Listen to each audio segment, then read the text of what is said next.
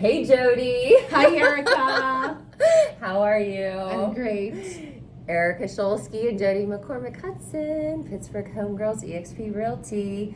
So we're going to talk a little bit about, municipal requirements and what we've run into, and we're going to give a great example of something that we're going through now. So Jody, why don't you explain what municipal requirements are and how they differ? Yes. Okay. So, as we know, in Pennsylvania, specifically in Pittsburgh, there are a ton of municipalities, boroughs, townships. There's a ton of them. And they're all very different. And every municipality has a different set of requirements whenever you're transferring a property. For example, there are some municipalities that may only require a dye test. A dye test is where they want to ensure that the stormwater is not going into the sanitary or sewer system. Other municipalities may require an occupancy inspection, which is where they will go through the code enforcement officer and they'll look for any safety related items that if they find something, the seller will have to take care of them in order to be able to close on the property. Other municipal requirements may be a septic system test or a lateral line sewer scope. So they're all very different. Usually when we meet with clients, we typically will know that in advance, what that municipality requires to sort of better prepare them.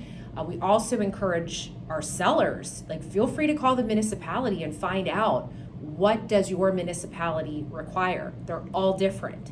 The more prepared and the more prepared you are, the better. So let's go through an example. Yes. And why this is critical. Yes, you should be prepared and know your requirements. So Go ahead. Do you want to talk about it? Well, no, this is something that we're both experiencing right now. So we sort of got ahead of the game. We called the municipality. Before we listed a home. The municipality before we listed the home, found out what the requirements are, and then our sellers wanted to be proactive and take that approach in order to eliminate any headache once we listed. So prior to listing, they had the testing done. And what was that test exactly? They had to have the occupancy inspection. So prior to listing, you and I walked through the home and said, okay, these are things that are going to get called out. You're going to need a fire rated door. You're going to have to make sure you have GFI outlets or they're grounded to the panel, any chipped and peeling paint. And they literally went through the home. They painted the exterior. They switched out to make sure that there was a fire rated door. There was all of these things that they had done. So by the time we called the occupancy inspector before we listed, the inspector was totally excited, happy, thrilled that everything was totally taken care of. Now, the one item that we were not able, to essentially prepare them for was they had to have a sewer line scope. And we come to find out that this property was built without a house trap. And in order to transfer the property, this particular borough is now requiring them to install the house trap.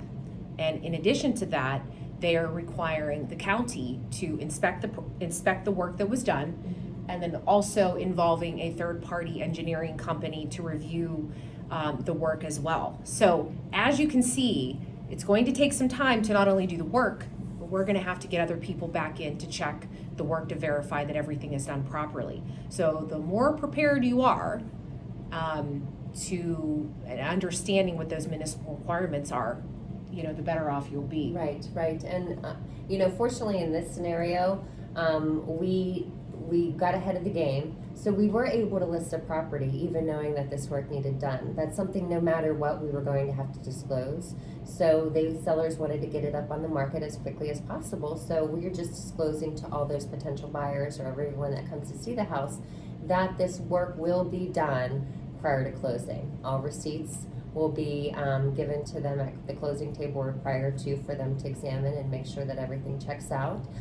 Even possibly their lender might require some sort of receipt or work order that it was taken care of. So all of that's done, and like I said, this is the stuff to be proactive and to make sure that you have the smoothest transaction possible. You really want to get ahead of that game. Absolutely.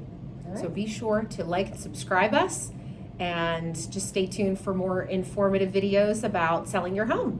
All right. Thank you so much. Bye.